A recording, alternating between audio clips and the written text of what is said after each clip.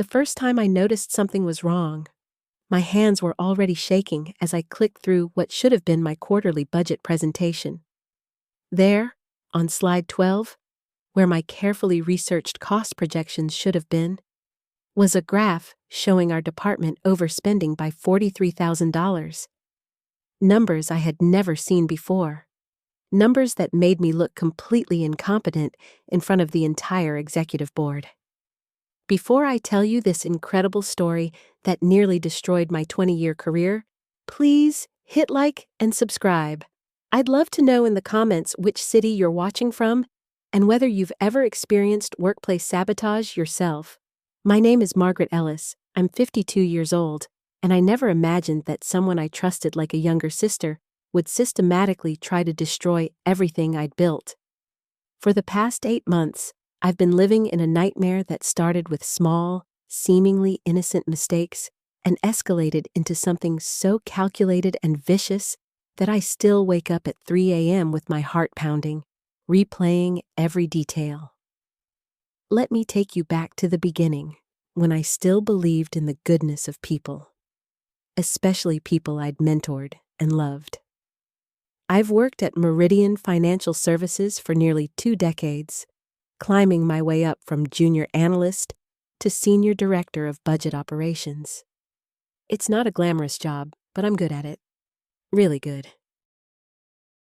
My presentations were known throughout the company for their precision, their clarity, and their ability to make complex financial data accessible to everyone from entry-level employees to the C-suite. That's why what happened that Tuesday morning in October felt like a physical blow to my chest. I had spent 3 weeks preparing for this quarterly review. 3 weeks of staying late, of double-checking every number, every chart, every transition. My husband David had barely seen me during those evenings, finding me hunched over my laptop at the kitchen table with cold coffee and scattered financial reports. "Maggie," he'd say, rubbing my shoulders. "You know this presentation better than anyone. Stop torturing yourself." But I couldn't stop. This wasn't just any presentation. The executive board was considering budget cuts, and I knew that my department's survival depended on proving our value. 47 jobs hung in the balance, including my own. The morning of the presentation, I arrived at the office at 6:30 a.m., 2 hours before the meeting. I wanted to run through everything one final time, to practice my delivery in the actual conference room where I'd be presenting. The building was nearly empty, just the security guard and the overnight cleaning crew finishing up. I connected my laptop to the projection system and pulled up my PowerPoint file. Everything looked perfect for the first 11 slides. My opening statement, the market analysis, the departmental overview, all exactly as I'd prepared them. Then came slide 12. The graph that appeared on the screen showed our department hemorrhaging money. According to these numbers, we had exceeded our annual budget by $43,000 in the third quarter alone, with projections showing we'd be $78,000 over budget by year-end. The visual was damning. A red line shooting upward like a rocket, accompanied by a breakdown of unnecessary expenditures that I had never authorized, never even seen before. My mouth went dry. I clicked back to slide 11, then forward again. The numbers didn't change. "This isn't right," I whispered to the empty conference room. My voice echoed strangely in the silence. I frantically opened my laptop screen, scrolling through the file properties. Last modified, 11:47 p.m., the night before. But I had been home by 9 p.m., sharing a quiet dinner with David and complaining about my stress headaches. Someone had accessed my presentation after I left the office. Someone had deliberately sabotaged the most important slides, inserting false data that would make me look incompetent and my department look like a financial drain. My hands were trembling as I tried to pull up my backup files, but in my panic, I couldn't remember where I'd saved them. The clock on the conference room wall showed 7:15 a.m. 45 minutes until the most important presentation of my career, and my slides had been turned into weapons against me. That's when I heard the soft footsteps in the hallway outside. "Margaret, you're here early." The voice belonged to Jessica Chen, my 28-year-old deputy director. The woman I'd hired 3 years ago straight out of her MBA program. The woman I'd mentored, protected, and treated like the daughter I never had. She appeared in the doorway holding a coffee cup, her expression perfectly composed. Too composed for someone who should have been surprised to find me there so early. "Jessica," I said, my voice barely steady. Did you access my presentation file last night?" Something flickered across her face. So quickly that I almost missed it. A micro-expression that looked almost like satisfaction before her features rearranged themselves into concern. "Your presentation?" "No, of course not. Why would I?" She stepped into the room, setting her coffee on the table. "Is everything okay? You look pale." I stared at her, searching her face for any sign of deception. This was Jessica. Sweet, ambitious Jessica who brought me tea when I worked late. Jessica who had thanked me tearfully last year when I'd fought to get her a promotion and a 20% salary increase. Jessica who knew all my computer passwords because I'd trusted her to help with presentations when I was traveling. "Someone modified my slides?" I said carefully. "The budget numbers are all wrong. Completely wrong." "Oh no," she said, her voice filling with what sounded like genuine sympathy. "That's terrible. Could it have been a computer glitch? Maybe the file got corrupted?" But as she spoke, I noticed something that made my stomach lurch. Jessica's coffee cup. It was from Grind Coffee, the 24-hour place downtown. The place that was 20 minutes out of her way from her apartment. Why would she have coffee from there unless she'd been somewhere else early this morning? Somewhere she needed to be before coming to the office? "I need to check the server logs," I said, watching her reaction carefully. This time, the flicker across her face lasted longer. Fear, quickly masked by confusion. "Server logs? Margaret, you're scaring me. Maybe you should just explain to the board that there was a technical issue." "No." The word came out harder than I intended. "I'm not going in there looking incompetent because of a technical issue. I'm going to find out exactly who accessed my files and when." Jessica's phone buzzed. She glanced at it, and I saw her jaw tighten almost imperceptibly. "I should let you focus on fixing this," she said, backing toward the door. "I'm sure it's just a misunderstanding." After she left, I sat in the empty conference room for a full minute, trying to process what I'd just witnessed. Every instinct I'd developed over 20 years in corporate environments was screaming that something was very wrong. But this was Jessica. My Jessica. I forced myself to focus on the immediate crisis. I found my backup files on my personal drive and spent the next 30 minutes rebuilding the damaged slides. But even as I worked, I couldn't shake the image of Jessica's face when I'd mentioned the server logs. The fear had been real. The presentation itself went well. I managed to recover and deliver strong, accurate budget projections that satisfied the board. But throughout the entire meeting, I found myself watching Jessica, who sat in the back, taking notes. Every time she looked up and caught my eye, she smiled supportively. The same warm smile she'd given me hundreds of times before. But now it looked different. Now I wondered what was hiding behind it. That night, David found me staring blankly at my laptop screen, my dinner untouched beside me. "How did the presentation go?" he asked, settling into the chair across from me at our kitchen table. "Someone sabotaged it," I said quietly. "Someone got into my files and changed the numbers to make me look incompetent." David's expression shifted from casual interest to sharp concern. After 30 years of marriage, he could read my moods better than anyone. Sabotaged? Are you sure it wasn't just... I'm sure. I told him about the modified slides, about Jessica's strange behavior, about the coffee cup that didn't make sense. David listened without interrupting, his prosecutor's training evident in the way he absorbed every detail. When I finished, he was quiet for a long moment. Maggie, he said finally, if Jessica really did this, there has to be a reason. People don't just sabotage their mentors for fun. What does she have to gain? It was the question I'd been avoiding all day. What did Jessica have to gain from making me look bad? She was already my deputy director, already positioned to move up when opportunities arose. Unless she doesn't want to wait for opportunities to arise naturally, I said aloud, the realization hitting me like a physical blow.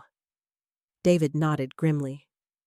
If you look incompetent, if your department looks like it's hemorrhaging money under your leadership, the board might decide they need new leadership, I finished. And who better to step in than my highly qualified, detail-oriented deputy director? That night, I didn't sleep. I lay in bed, staring at the ceiling, feeling like the foundation of my professional world had shifted beneath me. Every interaction I'd had with Jessica over the past few months played through my mind in a new light. Her questions about my retirement plans, her sudden interest in attending board meetings, the way she'd started copying other executives on emails that she'd previously sent only to me. At 3 a.m., I crept downstairs and opened my laptop. If Jessica was systematically undermining me, this wouldn't be the first time. I needed to look back through my recent presentations, my emails, my file modification logs. What I found made my hands shake so badly, I could barely control the mouse. Over the past 4 months, someone had been accessing my files regularly. Small changes, subtle modifications that I had attributed to my own oversight or computer glitches. A decimal point moved here, a chart color changed there, a deadline shifted by a day. But seen all together, the pattern was unmistakable. Someone had been carefully, methodically sabotaging my work in ways so small that I'd been blaming myself for the resulting confusion and mistakes. The coffee I'd made grew cold as I dove deeper into the digital evidence. Email timestamps that didn't match my memory. Files modified on weekends when I hadn't been in the office.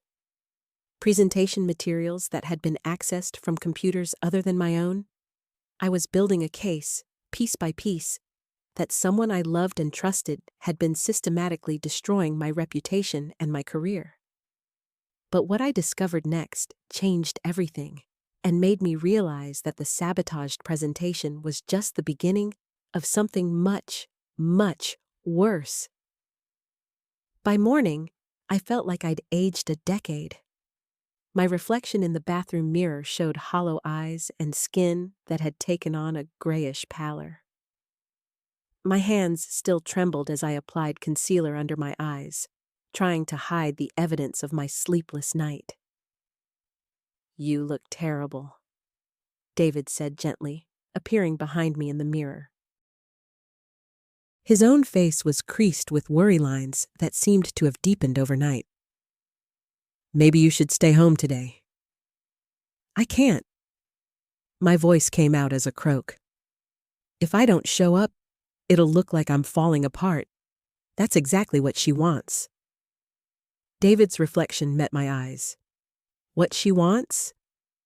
Maggie, you're starting to sound paranoid?" I turned to face him directly. "That's what everyone will think. The unstable executive who can't handle the pressure anymore." I laughed, but it sounded harsh even to my own ears. "It's brilliant, really. She's not just sabotaging my work. She's sabotaging my credibility to report it." The drive to work felt surreal. Every familiar landmark seemed slightly off, as if I were seeing my own life through a funhouse mirror. My morning latte tasted like ash, and I had to force myself to take small sips to avoid the nausea that had been building since 3 a.m. I arrived at the office 45 minutes early, hoping to avoid Jessica until I could figure out my next move. But as I rounded the corner to my office, I heard her voice through my partially open door. "Really concerned about her state of mind lately?" Jessica was saying. "The budget presentation yesterday was just, well, you saw how confused she seemed about her own numbers." I pressed myself against the wall, my heart hammering so hard I was sure it would give me away. "I've known Maggie for 15 years, came Robert Chen's voice, our chief financial officer. "She's always been meticulous with details. That's what makes this so difficult to watch," Jessica replied, and I could hear the perfectly calibrated note of sadness in her voice. "I think she might be experiencing some early cognitive decline. The signs have been building for months: missed deadlines, inconsistent data, that incident where she forgot about the quarterly review meeting entirely."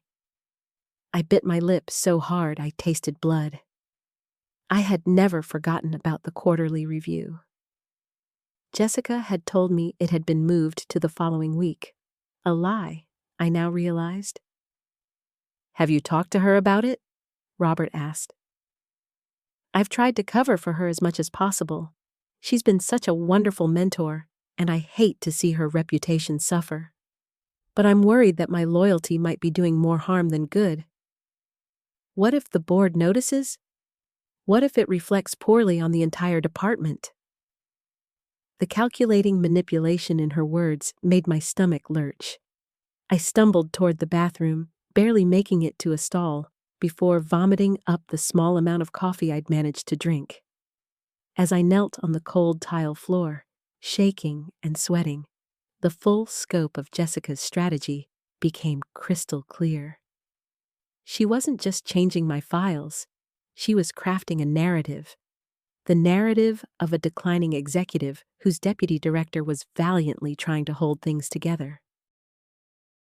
Every small mistake Jessica had caused, every moment of confusion she'd engineered, was being reframed as evidence of my incompetence. And worse, she was positioning herself as the loyal subordinate, who was reluctantly forced to acknowledge the truth about her beloved mentor's deteriorating abilities. I splashed cold water on my face and returned to my office, where Jessica was now sitting at my desk, reviewing what looked like personnel files. "Oh, Maggie, you're early today." She looked up with that same bright smile that now made my skin crawl. "I was just organizing some of the files for the department review next week. I noticed a few discrepancies in the performance evaluations that I thought you'd want to know about." "Discrepancies?" I kept my voice level despite the rage building in my chest. "Just small things. A few ratings that don't seem to match the written comments, some missing signatures. Nothing major, but you know how particular the board can be about documentation." Of course there were discrepancies. She'd been in my files, making changes, creating problems that she could then heroically discover and fix. The woman was building a portfolio of my supposed failures while positioning herself as the solution. "I'll review them later," I managed. "Actually, I went ahead and made the corrections. I know how busy you've been lately." Jessica's smile was radiant. "I've got them all ready for your signature." The casual way she'd assumed authority over my work, the presumption that she could make corrections without consulting me, it was breathtaking in its audacity. But what terrified me more was how reasonable it all sounded. How easy it would be for anyone observing this interaction to see a competent deputy director helping an overwhelmed supervisor. "I said I'll review them later," I repeated, more firmly this time. Something flickered across Jessica's face. Irritation, perhaps, or calculation. Of course. I just thought, well, with everything that's been going on lately, you might appreciate the help. What exactly has been going on lately? Jessica's expression shifted to one of gentle concern. Maggie, are you feeling all right? You seem a bit agitated this morning. The gaslighting was so smooth, so practiced, that for a moment I almost doubted my own perceptions. Almost. But the evidence was still fresh in my mind. The timestamp logs, the file modifications, the overheard conversation with Robert. I'm fine, I said. Just tired. Maybe you should take some time off, a vacation, or even just a few personal days. I could handle things here while you rest. There it was. The ultimate goal, stated so sweetly, so reasonably. Get me out of the office so she could cement her narrative with the rest of the leadership team. Maybe plant a few more pieces of evidence of my supposed decline. Maybe have a few more concerned conversations about my state of mind. That's very thoughtful, I said. But I have too much work to do. Jessica's smile tightened almost imperceptibly. Well, if you change your mind, just let me know. I'm here to support you in whatever way you need. After she left, I sat alone in my office, staring at the personnel files she'd corrected. My hands were shaking again, and I realized I hadn't eaten anything since lunch the previous day. The thought of food made me nauseous, but I knew I needed to maintain my strength for whatever was coming. I called David. I need to come home, I whispered into the phone. Just for an hour. I need to think, and I can't do it here. I'll be waiting, he said immediately. Drive carefully, sweetheart. You don't sound good. The 20-minute drive home felt like an eternity. Every stoplight, every turn, seemed to take tremendous effort.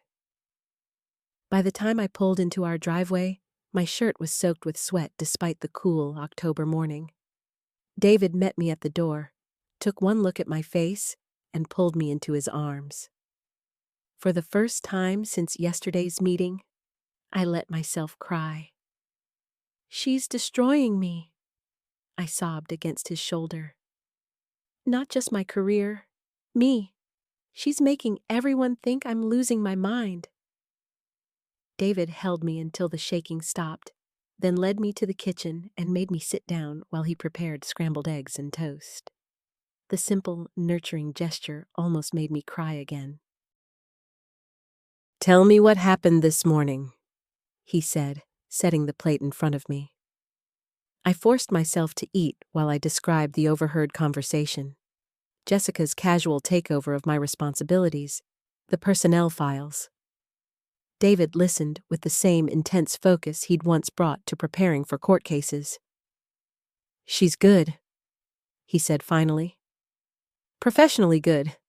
This isn't some amateur sabotage. This is a sophisticated, long-term strategy. So, what do I do? The eggs tasted like cardboard, but I kept eating because David was watching me with concern. How do I fight someone who's made me look crazy for fighting back? You document everything, David said. Every interaction, every file modification, every conversation. You build a counter case that's so solid, so well documented, that it can't be dismissed as paranoia. And what if I can't? What if she's already won? David reached across the table and took my hand. Then we figure out what comes next. But Maggie, you're not crazy, and you're not incompetent. Don't let her make you forget who you are. I was about to respond when my phone buzzed with a text message. The sender was Jessica, but when I opened it, my blood turned to ice. The message contained a single photo. My computer screen from this morning, showing the late-night file access logs I'd been reviewing. Below it, a simple message. We need to talk. She knew. Somehow, Jessica knew that I'd discovered her digital trail. Which meant she also knew that I was onto her game. and if she was texting me now, it meant she was ready to escalate to whatever came next. Block 3. The network unravels. I stared at Jessica's text message until the words blurred. My hands were trembling so violently I nearly dropped the phone. "David," I whispered, showing him the screen. His face darkened as he read. "How the hell did she get a photo of your computer screen?" "I don't know. I was alone in my office this morning when I pulled up those logs." My mind raced through the possibilities, each more unsettling than the last. Unless she has remote access to my computer somehow.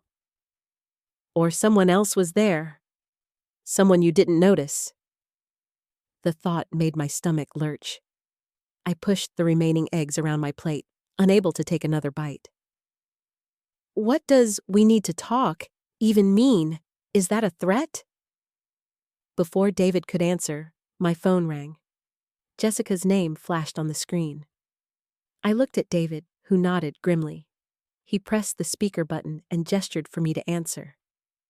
"Hello, Jessica." "Maggie." Her voice was different now, cooler, more direct.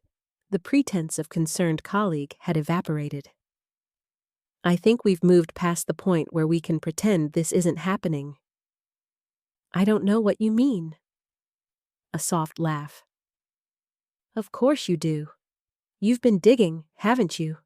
Looking for evidence of something. And you found those access logs from last night." My heart hammered against my ribs. David squeezed my hand, steadying me. "Why, Jessica? Just tell me why." There was a long pause. When she spoke again, her voice carried an edge of something almost like regret. "Meet me at Morrison's Coffee at noon. Come alone. I'll explain everything then." The line went dead. David and I sat in stunned silence for several minutes. "You can't go," he said finally. "I have to. This is my only chance to understand what's really happening. Maggie, if she has remote access to your computer, if she's been monitoring your every move at work, this is beyond office politics. This could be corporate espionage or worse." I stood up abruptly, pacing to the kitchen window.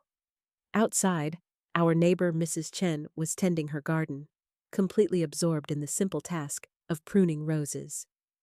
I envied her peaceful morning routine. "What if she's not the only one involved?" I said, voicing the fear that had been growing since I'd seen that photo. "What if there are others?" David joined me at the window. "Then you definitely can't meet her alone. But if I don't go, I'll never know the truth, and this will just continue until she destroys my career completely." I turned to face him. I need to know how deep this goes. We spent the next hour developing a plan. David would position himself at Morrison's before I arrived, sitting where he could observe but remain unnoticed. I would wear the small recording device he'd bought years ago for interviewing difficult witnesses. It looked like a pen in my jacket pocket. At 11:30, I drove back toward town, my hands gripping the steering wheel so tightly my knuckles ached. The recording pen felt heavy in my pocket, a small anchor of hope in the storm of uncertainty. Morrison's was a small cafe near the business district, popular with office workers for lunch meetings. I spotted David immediately at a corner table, hidden behind a newspaper. Jessica sat in the center of the room, her back to the wall, a position that gave her clear sight lines to all entrances. She looked up as I approached, and I was struck by how different she seemed. The mask of helpful colleague had been completely discarded, replaced by someone harder, more calculating. "Thank you for coming," she said as I sat down. "I wasn't sure you would." "Start talking."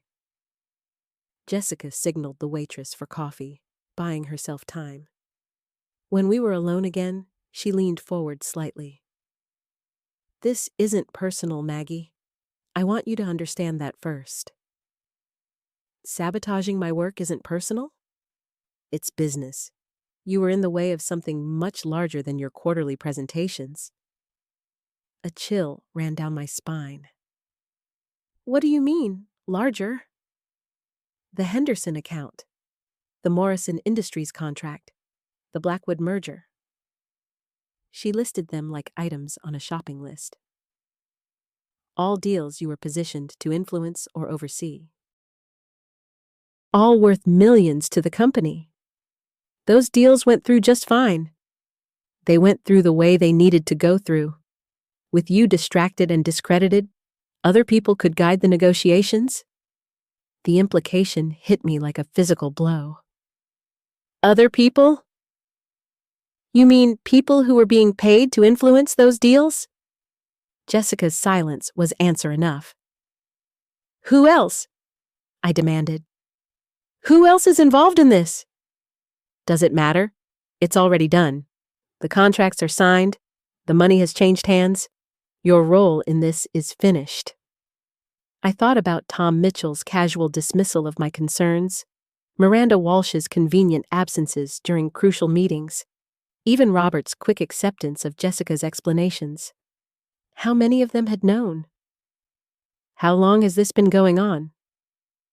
About 6 months, since the Henderson preliminary negotiations began. Jessica stirred sugar into her coffee with mechanical precision. You were very thorough in your research, Maggie. Too thorough. You would have noticed irregularities in the contract terms, questioned certain provisions. That couldn't be allowed to happen. So, you decided to make me look incompetent instead. I decided to manage the situation. The slide modifications, the file changes, they were meant to be subtle. Just enough to undermine your credibility when it mattered. But I kept fighting back. Yes. For the first time, Jessica showed something that might have been genuine emotion, a flicker of what looked like respect. Much longer than anyone expected. Most people would have given up after the second or third incident. The coffee tasted bitter in my mouth. And now?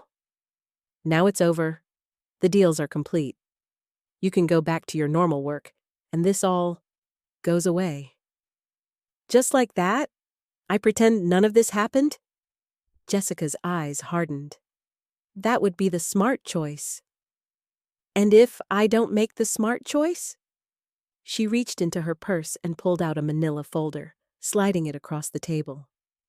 Inside were printouts of email exchanges. My email exchanges. With David, with my sister, with my doctor about the anxiety medication I'd started taking 2 months ago. You've been under a lot of stress lately, Jessica said quietly. Making accusations against colleagues, becoming paranoid about normal workplace interactions. Your husband has been worried about your mental health. The emails were real, but taken out of context, they painted a picture of someone spiraling into paranoid delusion. My throat constricted as I realized how carefully this had all been planned. You've been monitoring my personal email? We monitor lots of things, Maggie. It's nothing personal. The casual admission terrified me more than any direct threat could have. This wasn't just about my job. It was about my entire life being laid bare for strangers to examine and manipulate. Who do you work for? I whispered. Jessica smiled for the first time since I'd sat down. I work for the same company you do. I always have. The question is, are you going to keep working for them too? Before I could respond, my phone buzzed with a text from an unknown number. The message was simple but devastating. David looks comfortable at that corner table. Tell him the newspaper isn't much of a disguise. They knew about David. They were watching us both, right now. Jessica followed my gaze as I looked desperately toward David's table. He was still there, apparently engrossed in his paper, unaware that his presence had been detected. Like I said, Jessica murmured, we monitor lots of things. That's when I realized the true scope of what I was facing. This wasn't just about corrupted business deals or even corporate espionage. Someone had been systematically infiltrating every aspect of my life, monitoring my communications, tracking my movements, mapping my relationships, and they'd been doing it for months. Block 4. I stared at the phone screen until the words blurred. My hands were shaking so violently I nearly dropped it. The casual way Jessica watched my reaction, like a scientist observing a lab rat, made my stomach lurch. "You're enjoying this," I said. "I'm good at my job." She folded her hands on the table. "The question is whether you're smart enough to keep yours." The coffee shop suddenly felt suffocating. The barista's laughter seemed too loud, the espresso machines hissing too sharp. Everything was hyper-real, like my nervous system had been stripped of its protective coating. I'd been living like this for weeks, sleeping 3 hours a night, jumping at every phone notification, checking and rechecking locks on doors that used to make me feel safe. "I need to think about this." "Of course." Jessica's voice was honey over broken glass. "Take the weekend. But Maggie?" She leaned forward slightly. "Don't make this harder than it needs to be, for everyone's sake." I stood on unsteady legs, leaving my untouched coffee behind. The manila folder felt like it weighed 50 pounds in my hand. David appeared at my side the moment I stepped outside, his face tight with concern. "What did she say?" "They know you're here. They've been watching us both." The words came out in a rush. "David, they have my emails, personal ones, about the medication, about—" "Hey!" He caught my shoulders as I started to hyperventilate. "Look at me. Breathe." But I couldn't breathe. The street spun around me as months of accumulated stress finally found a crack in my composure. "They're in everything. My computer, my phone, probably our house." "We're going to figure this out." His voice was steady, but I could see the fear in his eyes. Fear for me, fear of what we were up against. But not here. Let's go home. The drive passed in a blur of half-formed plans and spiraling thoughts. By the time we reached our house, I'd convinced myself that every parked car contained surveillance equipment and every neighbor was a potential spy. The paranoia felt both irrational and completely justified. A cognitive dissonance that made my head throb. Inside, David immediately began checking windows and doors while I collapsed at our kitchen table, staring at Jessica's folder. The emails were damning in their selective editing.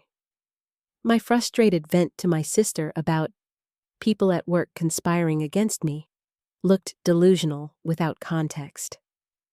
My discussion with my doctor about stress-related anxiety symptoms read like the confession of someone losing their grip on reality. "They're building a case," I said when David joined me. "If I try to expose them, they'll say I had a breakdown." Who's going to believe the paranoid woman on anxiety medication over stable, competent Jessica? David read over my shoulder, his jaw tightening with each page. "This is sophisticated character assassination." "It's more than that." I pulled up the original emails on my phone, comparing them to the printouts. "Look at the timestamps. They've been monitoring my communications since before the first presentation sabotage. This was planned from the beginning." The realization hit like a physical blow. I hadn't stumbled into some opportunistic scheme. I'd been selected, targeted, set up for destruction with surgical precision. "Why you?" David asked the question I'd been afraid to voice. "Jessica said I was too thorough, that I would have noticed irregularities in some contracts." I rubbed my temples where a headache was building. "But what if there's more to it? What if—" My phone rang. Mom's contact photo filled the screen. "Maggie, honey, I'm worried about you." Her voice was tight with anxiety. David called me yesterday asking about your stress levels, and then someone from your HR department reached out today wanting to know about your family history of mental health issues. The room tilted. What? They said it was routine, but it felt invasive. I didn't tell them anything, of course, but Maggie? What's going on? I met David's eyes, seeing my horror reflected there. I never called your mother, he whispered. Mom, what exactly did this HR person ask? Questions about depression, anxiety, whether you'd been acting differently lately. They mentioned you'd been having difficulties at work, and they wanted to be supportive. She paused. The caller ID showed your company's main number. They weren't just monitoring me. They were actively building a psychological profile, gathering ammunition from my own family. The violation felt deeper than anything they'd done to my work. Mom, don't talk to anyone else who claims to be from my company. And don't worry about me, okay? I'm handling a situation at work, but I'm fine. After I hung up, the silence stretched between David and me like a chasm. They're isolating you, he said finally, making everyone around you question your stability so that when you try to fight back, you'll have no credibility and no allies. It's working. The admission tasted like defeat. I keep second-guessing everything I think I know. Maybe I am losing it. Maybe... Stop. David's voice was sharp. That's exactly what they want you to think. He was right, but knowing it intellectually didn't stop the doubt from gnawing at me. I'd started questioning my own perceptions, wondering if conversations had really happened the way I remembered, if evidence I thought I'd seen had actually existed. We need proof, I said. Real, undeniable evidence that can't be dismissed as delusion. David nodded. What about Mark from IT? You said he's been helpful. I don't know if I can trust him. I don't know if I can trust anyone at work. Then we document everything ourselves. We build our own case. For the next 3 hours, we worked methodically through my laptop and phone, screenshotting emails, backing up files, creating a timeline of incidents. With each piece of evidence we compiled, I felt slightly more grounded, less like I was drowning in gaslighting. But as we worked, a darker picture emerged. The sabotage hadn't been random. It had targeted specific projects, specific clients. I pulled up the files I'd been working on before each incident, looking for patterns. David, look at this. My voice was barely a whisper. The Morrison account, the Hartley contract, the Peninsula Development deal, they're all connected to the same holding company. Meridian Holdings? It's a shell company. I ran background checks on all of them when I was doing my initial research. The pieces were clicking together with sickening clarity. Someone didn't want me looking too closely at these deals because they're all fraudulent. Money laundering, maybe, or... The lights went out. The house plunged into complete darkness, our laptops providing the only illumination. David immediately moved to the window. The whole neighborhood's out, he said, but his voice carried a doubt that matched my own. Then we heard it, the soft click of our front door opening. Someone was in our house. I grabbed David's arm, my heart hammering so hard, I was sure whoever had entered could hear it. We sat frozen, laptops still open, the glow making us perfect targets in the darkness. Footsteps moved deliberately through our living room. Not hurried, not searching. Confident. Like someone who knew exactly where they were going. David's hand found mine, squeezing once before he carefully closed his laptop. The room plunged into total darkness. My hands were shaking so violently, I could barely manage to shut mine without making noise. I know you're here. Sarah's voice drifted up from downstairs, conversational, almost friendly. Your car's in the driveway. My breath caught. Sarah, my supposed mentor, the woman who'd guided me through my first months at the company, who'd taken me under her wing when I was struggling with the learning curve. The betrayal hit like a physical blow, making my chest tight and my vision blur even in the darkness. "We really need to talk," she continued, and I could hear her moving closer to the stairs. "You've stumbled into something much bigger than you realize, and frankly, you're in danger." David's lips brushed my ear. Back bedroom, fire escape. But I was frozen, my mind reeling. Sarah. It had been Sarah all along. Not just some anonymous corporate conspiracy, but someone I'd trusted, confided in, respected. Someone who knew my insecurities, my fears, my methods of working. I tried to handle this quietly. Sarah called out, her footsteps now on the stairs. The presentation changes, the small discreditations, they were meant to push you toward a transfer. Get you away from these accounts before you dug too deep. But you're stubborn, aren't you? Just like your performance reviews always said. My stomach lurched. She'd read my personnel files. Of course she had. As senior VP, she'd have access to everything. The call to your mother was a kindness, believe it or not. Building a paper trail of mental health concerns so that when we had to let you go, it would look like compassionate corporate policy rather than termination for cause. David tugged my arm, but I couldn't move. The casual cruelty in her voice, the way she spoke about manipulating my family like it was a business strategy, had short-circuited something in my brain. But then you started asking Mark to recover deleted files. That was problematic. The bedroom door was 15 feet away. The hallway stretched like a mile. Mark's been reporting to me from the beginning, obviously. Did you really think it would help you without authorization? But he also told me about your little evidence-gathering session tonight. Very thorough work, by the way. You always were detail-oriented. She was in the hallway now. I could see her silhouette against the faint light from the stairwell, and what I saw made my blood freeze. She wasn't alone. "I brought Tom from security," she said, noticing my stare. "And Dr. Reeves from our corporate wellness program. We're going to help you through what's clearly a very difficult psychological episode."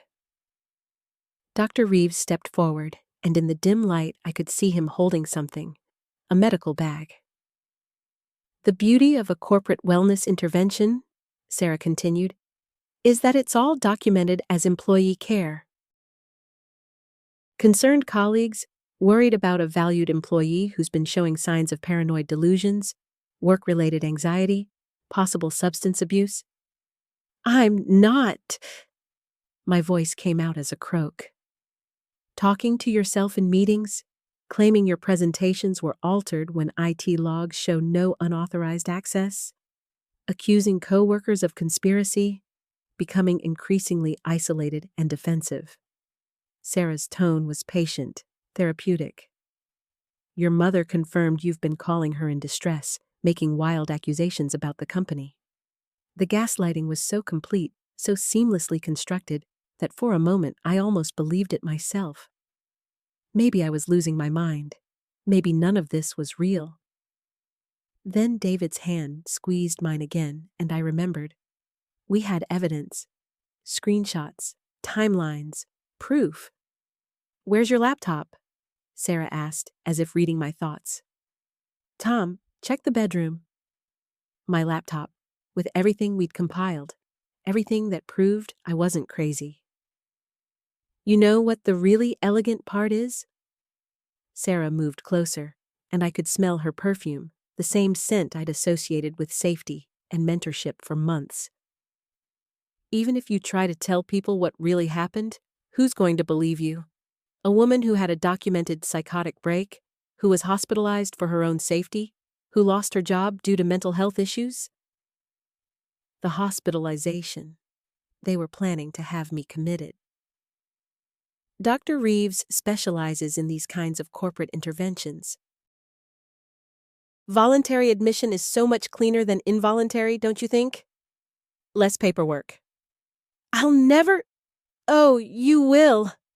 Sarah's voice hardened. Because the alternative is much worse for David. His consulting contracts, his professional reputation, his ability to work in this city. All of that depends on references from people I know. One word from me about his unstable wife, his inability to recognize her deteriorating mental state, his failure to get her help. My knees nearly gave out. They weren't just threatening me, they were threatening to destroy David's career, his livelihood, everything he'd built. And your mother? Sarah continued relentlessly. That lovely assisted living facility she's in? The one your family can barely afford? It would be such a shame if her medical records showed inconsistencies, if her insurance coverage was questioned, if she had to be transferred to lesser accommodations. You can't. But even as I said it, I knew they could. They'd already infiltrated my family, gathered information, built leverage. I can, and I will, Sarah said simply. Unless you come downstairs right now, voluntarily submit to Dr. Reeves's evaluation, and accept the help we're offering. Tom had returned from the bedroom, holding my laptop. Our evidence, our proof, our lifeline, gone. David stepped forward, putting himself between me and them. Get out of our house. Sarah laughed. David, you're not understanding the situation. This isn't a negotiation. It's an intervention.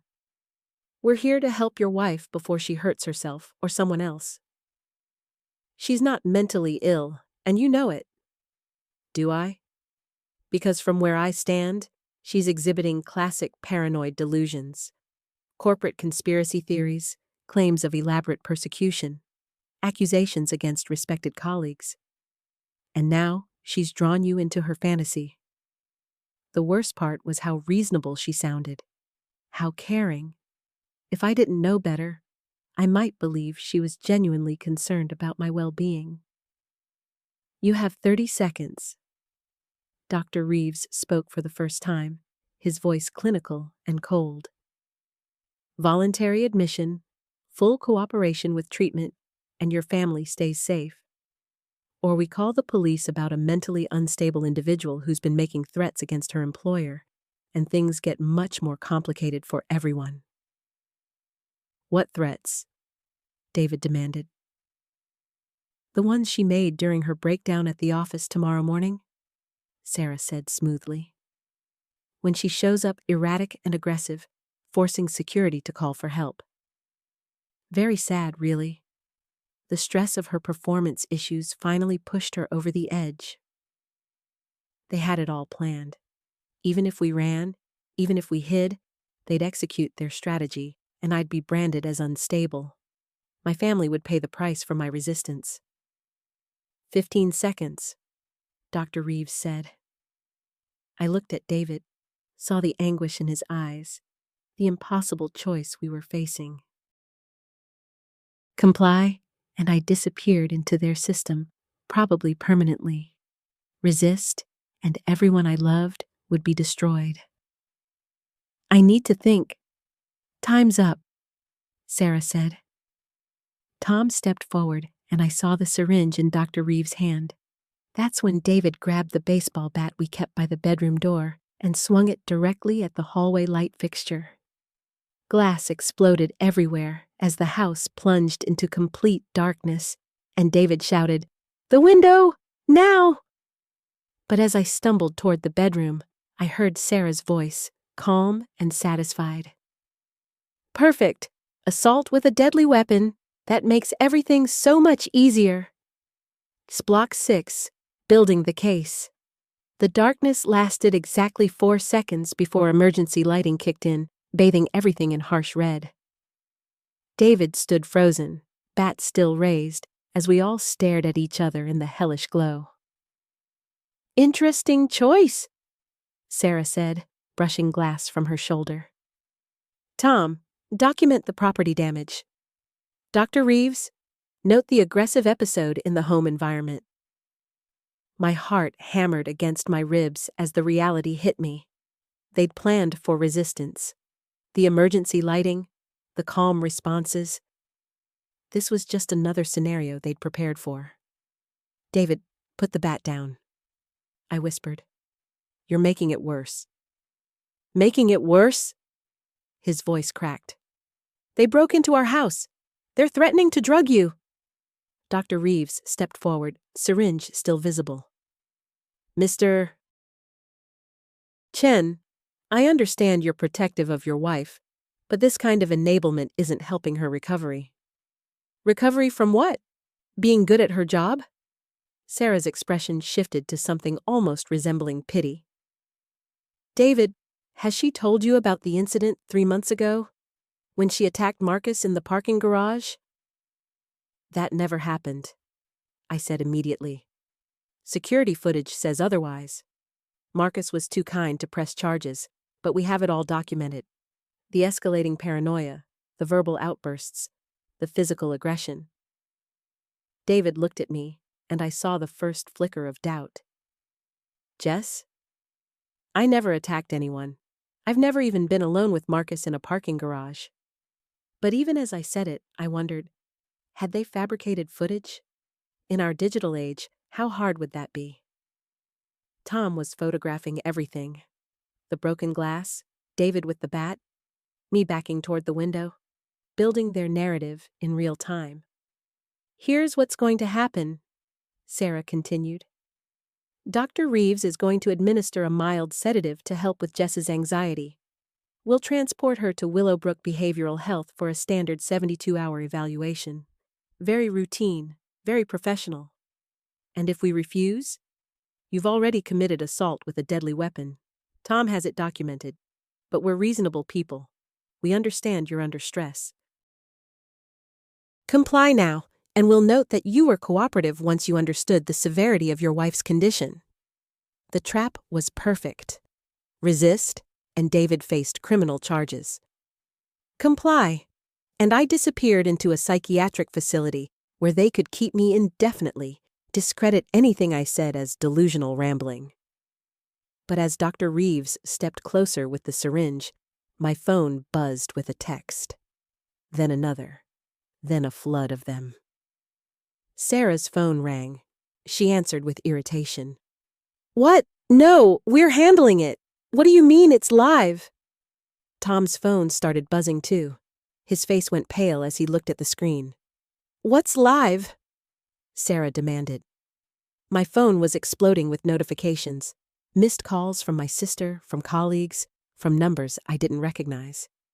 I glanced at the screen and felt a surge of hope so intense it made me dizzy.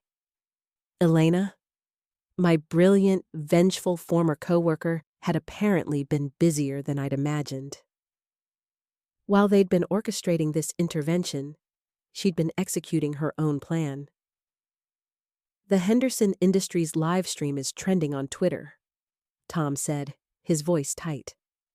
"Someone's broadcasting internal documents, recorded calls, emails, everything." Sarah's face went cold.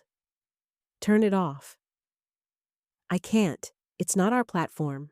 They're using multiple channels and it's already been shared thousands of times." Dr. Reeves had lowered the syringe, suddenly looking uncertain. Nothing in their psychological manipulation playbook had covered going viral on social media. I pulled up the stream on my phone, and there it was. Elena's voice, calm and professional, walking viewers through each piece of evidence. The altered presentation files, the manufactured performance reviews, the coordinated campaign against not just me, but 3 other employees who'd been systematically pushed out. "Holy shit," David breathed, looking over my shoulder. "She's got recordings of them planning this." Sarah's voice from just 2 days ago, crystal clear. "The psychiatric angle is perfect. Once she's been institutionalized, anything she says will be dismissed as delusional. We can restructure her entire department without interference." "Turn it off," Sarah snapped at me. It's not my stream, I said, unable to keep the satisfaction from my voice. And even if it was, it's already out there. Elena had done more than collect evidence. She'd created a multimedia presentation worthy of our company's best product launches. Screenshots, audio recordings, document metadata showing the alterations, even security footage she'd somehow obtained showing Marcus and Tom entering my office after hours. The comments were rolling in faster than I could read them. Employees from Henderson Industries, people from other companies sharing similar stories, employment lawyers offering their services, journalists asking for interviews. This is going to destroy the company, Tom said, staring at his phone. This is going to destroy us, Sarah corrected. Her composure was finally cracking. Get to the server room. Start wiping everything. It's too late, I said. She wouldn't have gone live without backing everything up in multiple locations. My phone rang. Elena. Don't answer that, Sarah ordered. I answered it and put it on speaker. Hey, Jess. Elena's voice filled the room, bright and cheerful. I hope you're watching the show. Oh, and hi, Sarah, Tom, Dr. Reeves. Smile. You're on camera. We all looked around frantically. Where? The security system you installed in Jess's house is very thorough, Elena continued. Amazing how easy it was to access once I had Tom's login credentials. Did you know he uses the same password for everything? Tom's face went ashen. The whole intervention is being recorded. I have to say, the illegal entry, the threatened drugging, the conspiracy to commit someone involuntarily, it's all very compelling content. The FBI seems particularly interested. You're bluffing, Sarah said, but her voice wavered. Agent Martinez says hello. She'll be there in about 3 minutes with backup. I'd suggest not moving. As if summoned by her words, we heard car doors slamming outside. Multiple vehicles. Dr. Reeves dropped the syringe, and it shattered on the floor. I was just consulting on a case. This isn't my operation. Actually, Doctor, Elena's voice crackled through the phone. Your billing records show you've done this for Henderson Industries 6 times in the past 2 years. Always employees who were about to expose problems. The pattern is quite clear. David was staring at me with amazement. When did you two? I never talked to her about any of this, I said honestly. She figured it out on her own? Not entirely on my own, Elena corrected. Your friend Marcus has been very helpful. Turns out he never liked being used as a pawn in Sarah's games. Amazing how quickly people flip when they realize they're going to prison. Sarah lunged for my phone, but David stepped between us. This time, he didn't need the bat. Heavy footsteps echoed on our front porch, followed by authoritative knocking. FBI, open up! Sarah looked at Tom, then at Dr. Reeves, then at the broken glass scattered across our floor. The red emergency lighting cast everything in an apocalyptic glow. This isn't over, she said quietly. But as the front door opened and agents filled our hallway, I realized it actually was over. At least this part of it. Elena's voice came through the phone one more time. Oh, and Jess? Check your email. Henderson Industries just offered you Sarah's job. Apparently, they're very eager to demonstrate their commitment to ethical leadership. I looked at Sarah, who was now being read her rights, and felt something I hadn't experienced in months.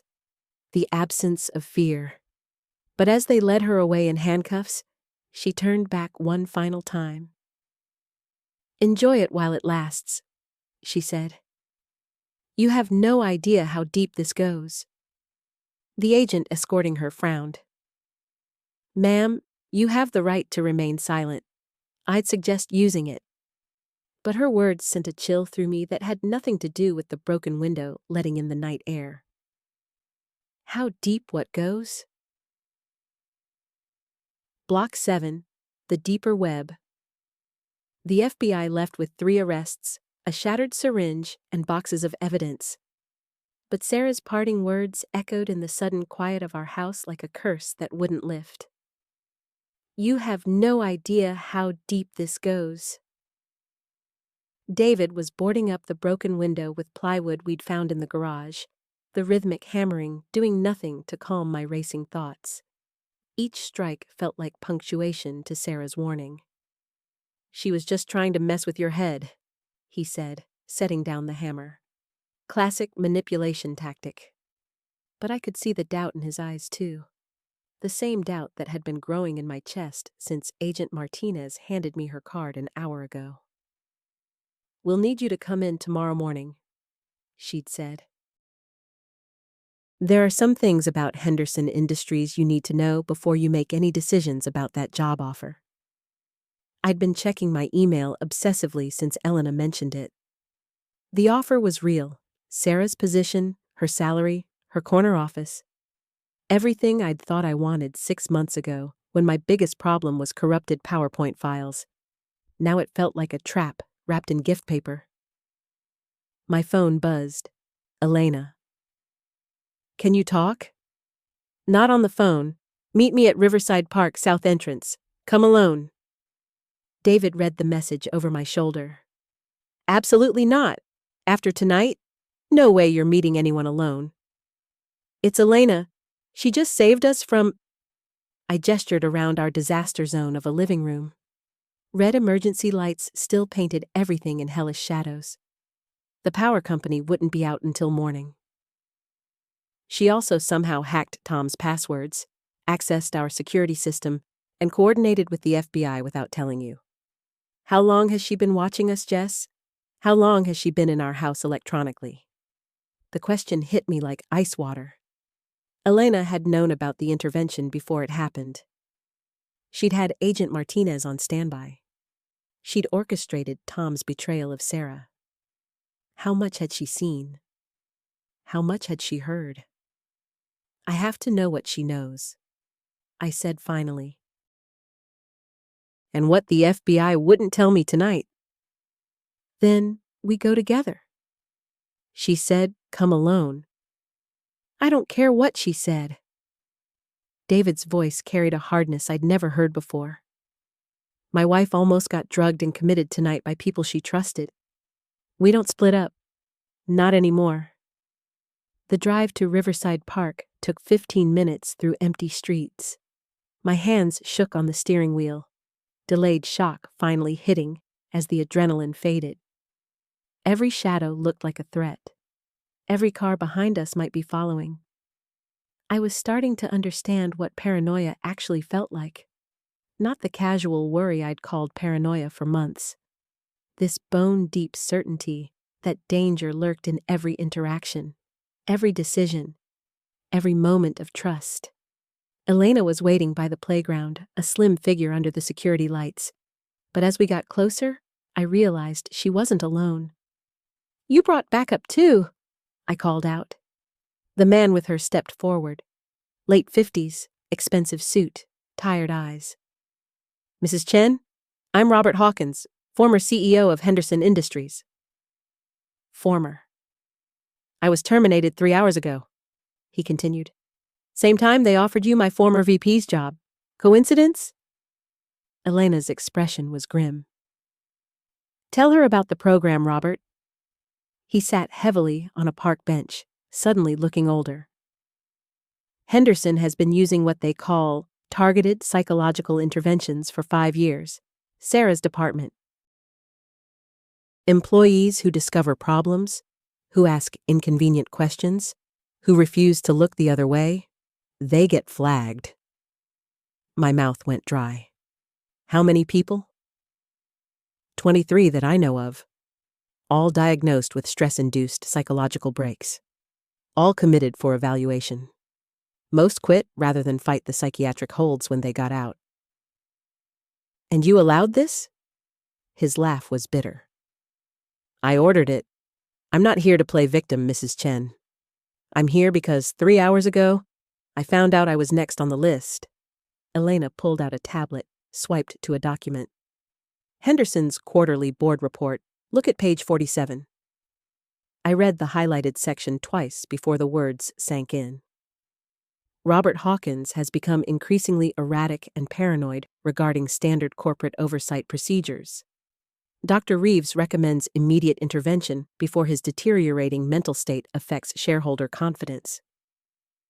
They were going to do to you what they tried to do to me? Tomorrow morning. Sarah had it all planned out. Except she's in federal custody, Dr. Reeves is singing like a canary to save his license, and the whole program just got exposed. David moved closer to me, his presence steadying. So it's over. Not even close, Elena said quietly. Henderson Industries has 17 subsidiaries. This program, it's been franchised, licensed to other corporations. Sarah was running a pilot program. The playground suddenly felt exposed, vulnerable. Too many shadows. Too many sightlines. How do you know all this? I asked Elena. Because 3 months ago, they tried to do it to my sister. She works for Meridian Tech, Henderson's subsidiary. Started asking questions about safety protocols. Suddenly, she's having a psychological crisis that requires immediate intervention. Is she okay? Elena's smile was sharp as a blade. She's fine, but it took me 3 months of digging to figure out why her perfectly normal life suddenly became a psychiatric emergency. And once I figured it out, you've been hunting them. I've been building a case. You just happened to be their next target. Lucky for both of us. Robert Hawkins stood up, brushing off his suit. The FBI has enough to prosecute Henderson's program. But the subsidiaries, the other companies using this system, that's going to take years to unravel. What are you saying? I'm saying that job offer is bait, Mrs. Chen. They want you inside, where they can control you, where they can monitor you, where they can make sure you never connect the bigger dots. My phone buzzed. Another email from Henderson's HR department. Jessica, we're excited to expedite your onboarding process. Please report Monday morning for orientation and security clearance processing. Welcome to the Henderson family. Security clearance processing, which meant background checks, psychological evaluations, complete access to my medical records, my finances, my digital life. Complete access to everything they'd need to build my psychological intervention. I have to take the job, I said slowly. David grabbed my arm. Are you insane? After everything we just heard? Not to work for them, to stop them. I looked at Elena. That's why you're here. That's why you saved me tonight. You need someone on the inside. Elena nodded. The FBI can prosecute the crimes they know about, but to find all the companies, all the victims, all the people still trapped in psychiatric holds because they asked the wrong questions. You need their files, their client lists, their training materials. I need someone they'll trust, someone they think they've already broken. The weight of it settled on me like a lead blanket. Go back into the system that had tried to destroy me. Pretend to be grateful for the opportunity. Work alongside people who'd tried to have me committed. Live every day knowing they were watching, waiting for me to slip. It's too dangerous, David said. What happens when they realize you're not really broken? What happens when they figure out you're gathering evidence? Elena and Robert exchanged a look. What? I demanded. There's something else, Elena said quietly.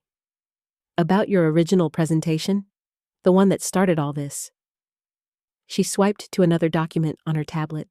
Financial records, shipping manifests, quality control reports. The safety protocol violations you discovered?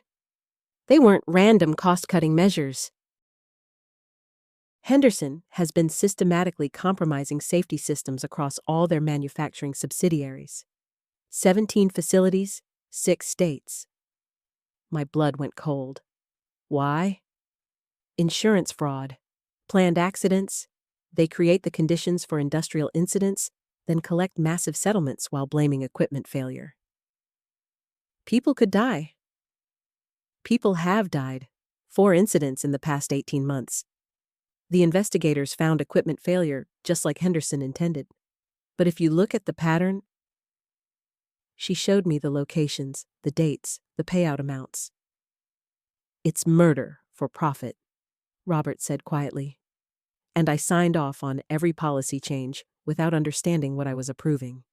They used my authority to kill people, and I was too focused on quarterly reports to notice. The playground equipment cast long shadows in the security lights, turning the innocent space sinister. Somewhere in the distance, a dog barked. How many more facilities? I asked. 3 are scheduled for upgrades next month, same pattern as the others. I thought about the families of the people who'd died in those incidents, who'd been told their loved ones died because of equipment failure, random chance, industrial accidents, while Henderson Industries collected millions in settlements and moved on to the next target. If I take this job, I said slowly, I can get access to the schedules, the facility locations, the names of the other companies using their intervention program. And if they figure out what you're doing, David said, they won't try to have you committed. They'll just make you disappear. Elena nodded grimly. The people who designed this system aren't Sarah and Tom. They were middle management. The people at the top have been planning corporate murders for profit. They won't hesitate to add one more name to the list. My phone buzzed again. This time, it wasn't Henderson Industries. It was a number I didn't recognize, but the message made my hands shake. Congratulations on your survival tonight, Jessica. Sarah was always too sentimental. We won't make the same mistake. You have 48 hours to decline the Henderson position and disappear. This is your only warning. The message deleted itself as I watched. Elena was staring at my phone. That's not possible. This is a secured device. They're already in our security system, David pointed out. They've been watching us for months. Why not our phones too? Robert Hawkins looked around the park nervously. We need to go. If they sent that message, they know where we are. But as we started toward our cars, headlights appeared at both park entrances. We were surrounded. The headlights formed a loose perimeter around the small park. 3 vehicles at each entrance, engines idling quietly in the darkness. The playground equipment that had seemed innocuous moments before now felt like a trap, the monkey bars and slides offering no real cover. My heart hammered against my ribs. The familiar panic response I'd been fighting for weeks now, threatening to overwhelm me. But underneath the fear was something new, a cold, calculating anger that surprised me with its intensity. How many people do you think they sent? I whispered, my voice steadier than I felt. Elena was checking her phone, fingers flying over the screen. 6 vehicles, probably 2 per car, maybe more. David crouched behind a picnic table, his face pale in the security lighting. There's a drainage culvert that runs behind the tennis courts. If we can reach it... We're not running. The words came out of my mouth before I'd consciously decided to say them. Everyone turned to stare at me. Robert Hawkins looked incredulous. Jessica, these people have killed dozens of people for money. This isn't the time for heroics. No, this is exactly the time. My hands had stopped shaking. The constant low-level nausea I'd been carrying for weeks was gone, replaced by a clarity I hadn't felt since this nightmare began. They're here because they're scared. If they had complete control, they wouldn't need to surround us in a park like some kind of movie thriller. Elena's tablet chimed softly.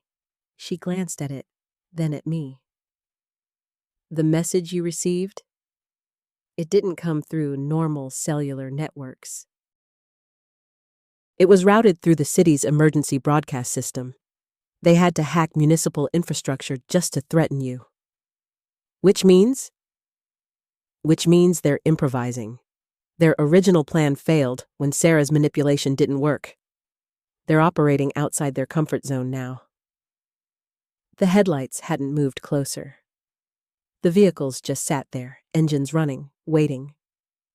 David peered around the picnic table. What are they waiting for? For us to panic, I said, understanding flooding through me. They want us to run. Chase scenarios are easier to control than confrontations. If we bolt, they can pick us off one by one, make it look like accidents. My phone buzzed again. Another number I didn't recognize. Walk to the parking lot alone, Jessica. Your friends can leave safely. You have 2 minutes to decide. I showed the message to the others. Robert immediately started shaking his head. Absolutely not. We stick together, or we all run. But Elena was studying her tablet again, her expression thoughtful. Actually, Jessica might be right about this being an improvisation. Look at the vehicle positioning. She angled the screen so we could see what appeared to be a traffic monitoring app. 6 dots arranged around the park's perimeter. They're blocking the exits, but they're too far apart. Classic intimidation formation, but terrible for actual containment. If we moved as a group toward the northeast corner, they'd have to reposition, and that creates gaps. Or, I said, studying the pattern. We give them what they think they want. The others looked at me like I'd lost my mind. Maybe I had. The past few weeks of constant stress, sleepless nights, and the growing realization that my coworkers had been systematically destroying my career as part of a murder-for-profit scheme had definitely changed something fundamental in my thinking. Jessica, David said carefully, you're talking about walking into an obvious trap. I'm talking about controlling the scenario instead of reacting to it. I pulled out my phone and started recording. Elena, can you live stream this to multiple platforms simultaneously? Yes, but do it. Start now. Everything that happens from this point forward goes live to social media, news outlets, the FBI tip line, everywhere. Her fingers flew over her tablet. Live in 30 seconds. But if you're planning what I think you're planning, they chose a public park for a reason. They're counting on us being afraid of exposure, afraid of making a scene. But what if we make the biggest scene possible? Robert was staring at me with something that might have been admiration. You want to turn their intimidation tactic against them. I want to make it impossible for us to disappear quietly. I stood up, my legs surprisingly steady. Elena, make sure you're getting clear video of those license plates. David, call 911 and report a kidnapping in progress. Robert, start sending those Henderson financial records to every news outlet you can think of. Jessica? David grabbed my arm. Even if this works, even if we survive tonight, they'll never stop coming after you. I looked at him, at all of them. These people who'd risked everything to help me uncover the truth. Elena, who'd discovered her own company was complicit in murder. David, who'd abandoned his comfortable neutrality to take sides. Robert, who was facing the reality that his signature had authorized multiple deaths. They're already never going to stop, I said. The only difference is whether we make them do it in the shadows or in full public view. My phone buzzed with the final warning. Time's up. Last chance to cooperate. Instead of responding, I walked out from behind the playground equipment, directly toward the nearest set of headlights. My name is Jessica Chen, I said loudly, knowing Elena's stream was capturing everything. I work for Morrison & Associates. For the past 3 weeks, my coworkers have been systematically sabotaging my presentations as part of a corporate conspiracy involving Henderson Industries, a company that has been deliberately causing industrial accidents to collect insurance payouts. The headlights flared brighter, and I heard car doors opening. The people in those vehicles are here to stop me from exposing a murder-for-profit scheme that has killed at least 4 people in the past 18 months, with 3 more facilities scheduled for accidents next month. Footsteps on gravel, moving toward me, multiple sets. If I disappear tonight, I continued, my voice carrying across the park, the evidence is already in the hands of federal investigators, journalists, and safety regulators. My death won't stop the investigation. It will only prove how desperate these people have become. The footsteps stopped. Behind me, I could hear David on the phone with 911, Robert's voice as he left urgent voicemails for reporters, Elena's quiet commentary as she narrated the scene for her live stream. For a long moment, nobody moved. Then my phone rang. Not a text this time. An actual call from a number with a DC area code. I answered it on speaker, still facing the headlights. Ms. Chen, this is Agent Patricia Wong with the FBI's Financial Crimes Division. We've been monitoring the communications in your area tonight. Are you in immediate danger? The headlights went out, one by one. Engines started up, and 6 vehicles pulled away from the park in rapid succession. But as the taillights disappeared into the distance, Elena looked up from her tablet with an expression of deep concern. Jessica, we have a bigger problem. The live stream is being flooded with comments from people claiming to be employees at Henderson subsidiaries. They're saying the 3 facilities scheduled for upgrades aren't the only ones. There are 17 more sites across the country, and the accidents are supposed to happen simultaneously tomorrow morning during shift changes. My blood went cold as the implications sank in. We hadn't just uncovered a conspiracy, we'd stumbled into the final phase of a coordinated mass casualty event, and we had less than 8 hours to stop it. The FBI field office at 4 a.m. felt like a war room in the final hours before battle. Agent Wong had cleared an entire conference room for us, its walls now covered with printed photos, facility schematics, and a large map of the United States dotted with 17 red pins. My hands hadn't stopped shaking since we'd arrived. The coffee Elena kept bringing me sat untouched, growing cold as my stomach churned with a mixture of adrenaline and nausea. Every time I closed my eyes, I saw faces, workers arriving for their morning shifts, unaware that their routine safety inspections had been sabotaged. The simultaneous timing is what makes this genius, Robert was explaining to a room full of federal agents, his voice hollow with professional admiration turned horrific. 17 industrial accidents in a single morning could be written off as coincidence, bad luck, maybe a nationwide equipment failure from a common supplier. By the time investigators connect them, Henderson Industries will have collected over $400 million in insurance payouts. Agent Wong looked up from her laptop. And how many casualties are we projecting? The room fell silent. David, who'd been working with Elena to verify the employee comments from the live stream, finally spoke. Conservative estimate? 60 to 80 deaths.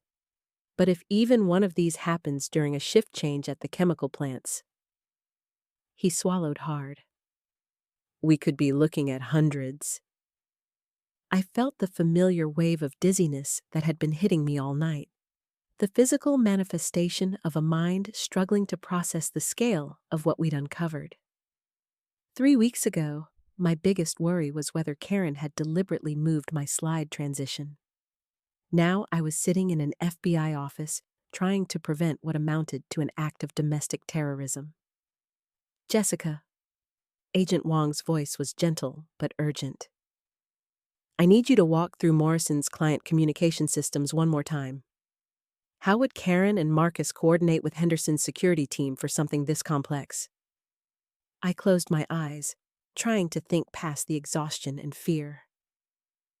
The project management platform. It's got encrypted messaging, file sharing, real-time collaboration tools. Karen always insisted on using the highest security settings for sensitive client communications. Can you access it? Not remotely. They would have locked me out the moment I didn't answer their ultimatum. I looked up at the room full of agents. But I know someone who can. Elena glanced up from her tablet. Jessica, no. If I hack into Morrison's system, that's a federal crime. Not if she does it under FBI supervision with proper authorization, Agent Wong said quickly. We can have a warrant within 30 minutes. As Elena began setting up her equipment, my phone buzzed with a text from an unknown number. Your family is safe for now. Call it off, and they stay that way. My blood went cold. I showed the message to Agent Wong, whose expression hardened. We're putting protective details on your parents and sister immediately, she said. But Jessica, I need you to understand something. These people are cornered now. They're going to escalate everything they've got. She was right. Within minutes, my phone was flooding with messages. Screenshots of fake social media posts claiming I was mentally unstable. Photoshopped images of me in compromising situations. Anonymous tips to various agencies claiming I was embezzling from Morrison's client accounts. They're trying to destroy your credibility before the story breaks, David observed, his own phone buzzing with what appeared to be similar attacks on his reputation. But it was Robert who spoke the words that cut deepest. Jessica, even if we stop this, your career in consulting is over. They're going to make sure no one in the industry will ever hire you again. The truth of it hit me like a physical blow. I'd spent 7 years building my professional reputation, networking, establishing myself in a competitive field. Even if we prevented 17 industrial accidents, even if Henderson Industries was prosecuted, even if Karen and Marcus went to prison, I would be remembered as the whistleblower who couldn't be trusted with sensitive client information. Got it, Elena announced suddenly, her fingers flying across the keyboard. I'm in their system. Jessica, look at this. On her screen was a communication thread between Karen, Marcus, and someone identified only as H Security. The messages were time-stamped throughout the past week. Karen. JC situation contained, moving to final phase as scheduled. H Security. Confirm all site preparations complete. Teams in position. Marcus. Insurance documentation filed for all 17 locations. Claims processing will begin immediately post-incident. H Security. Timeline unchanged. 6:30 a.m. local time. Shift change protocols initiated. That's in 2.5 hours, Agent Wong said grimly. Elena, can you access their security protocols? We need to know exactly how they're planning to trigger these accidents. As Elena dug deeper into the system, my phone rang. The caller ID showed my sister's number. Amy? I answered, my heart pounding. Jessica, what the hell is going on? There are FBI agents at Mom and Dad's house, and someone called my boss claiming I'm involved in some kind of fraud scheme. I closed my eyes, feeling the weight of how my decision to investigate Karen's sabotage had spiraled into something that was destroying everyone I cared about. Amy, I can't explain everything right now, but you need to stay with the FBI agents. Don't go to work, don't go home, don't go anywhere alone. You're scaring me. What did you do? The question hung in the air. What had I done? I'd trusted my co-workers. I'd assumed their sabotage was about professional jealousy or office politics.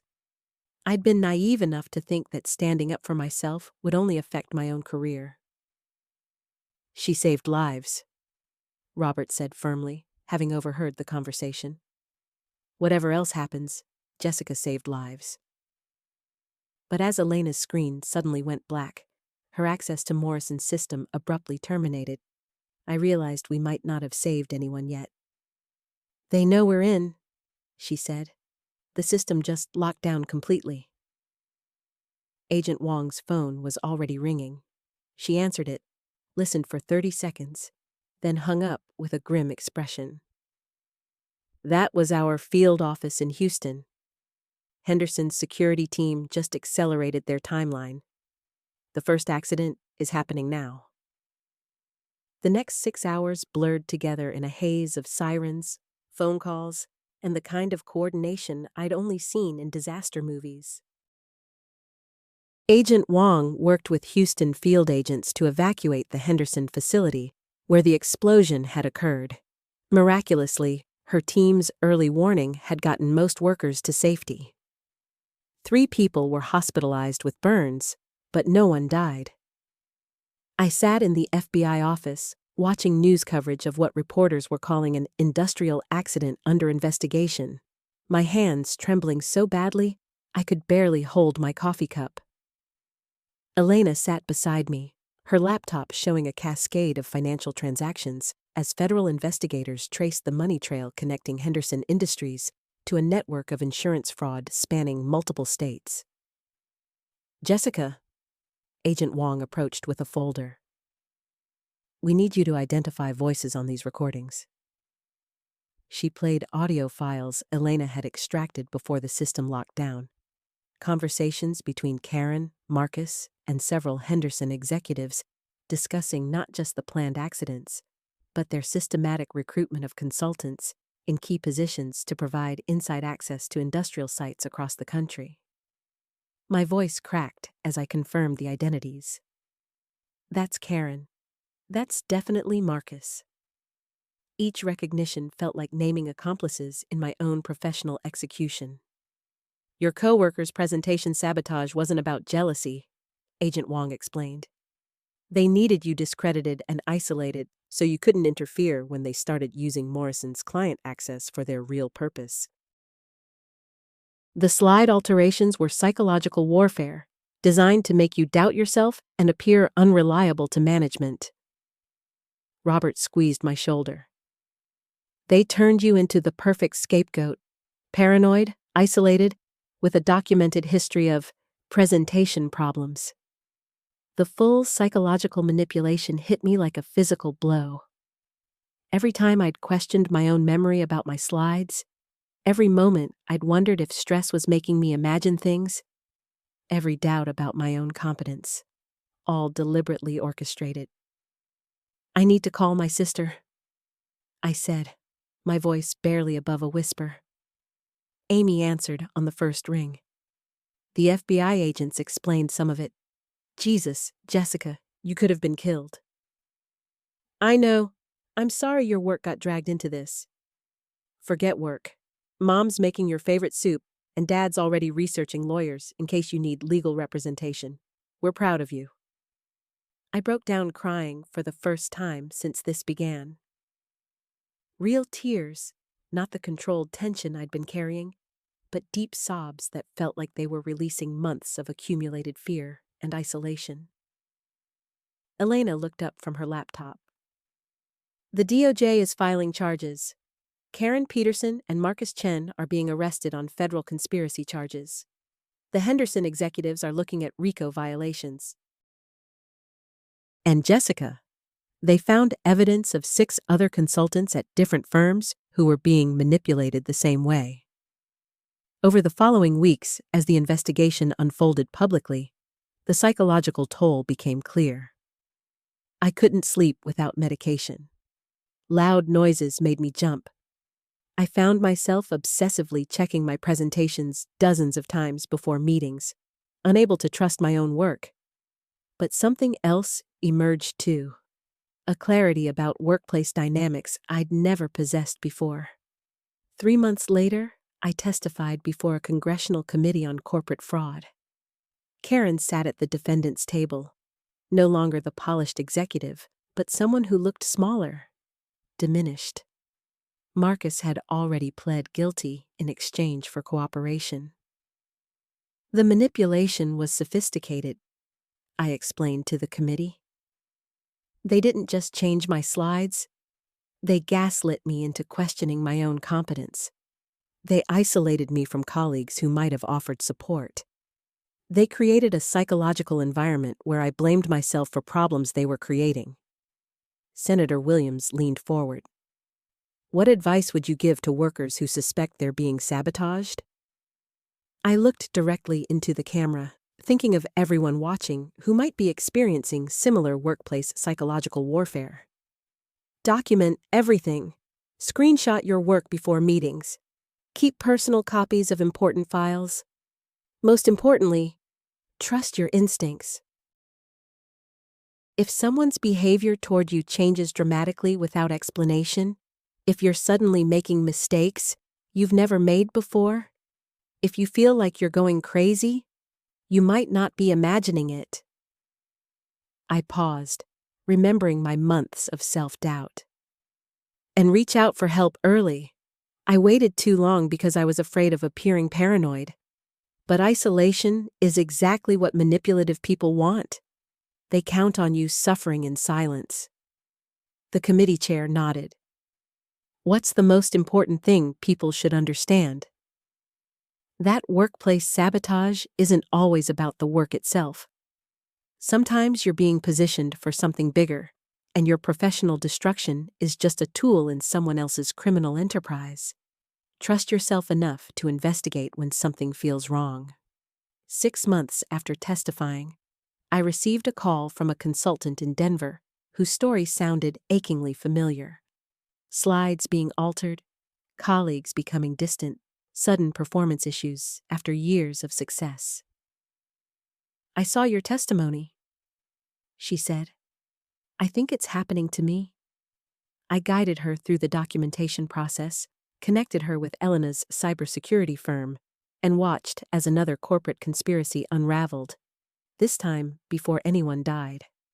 Karen Peterson was sentenced to 15 years in federal prison. Marcus received 8 years.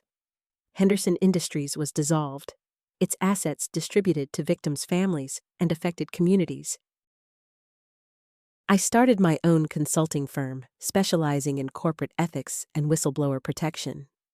The work was challenging. Many companies feared hiring someone with my history, but the clients who did reach out needed exactly the kind of insight that surviving psychological manipulation had given me. Robert became my first business partner. Elena handled our cybersecurity. Agent Wong, after retiring from the FBI, joined as our lead investigator. The nightmares eventually faded. The hypervigilance around presentations took longer to overcome. But the hard-won knowledge of how to recognize manipulation, how to document abuse, and how to maintain psychological strength under attack, those skills proved invaluable not just for my own recovery, but for helping others facing similar battles. If you're watching this because you recognize something familiar in my story, please don't wait as long as I did to seek help. Document everything, trust your instincts, and remember, sometimes standing up to workplace sabotage means standing up to something much bigger and more dangerous than office politics. You might just save lives, including your own. Hit subscribe for more stories about surviving workplace manipulation, and let me know in the comments if you've experienced similar sabotage. You're not alone, and you're not imagining it.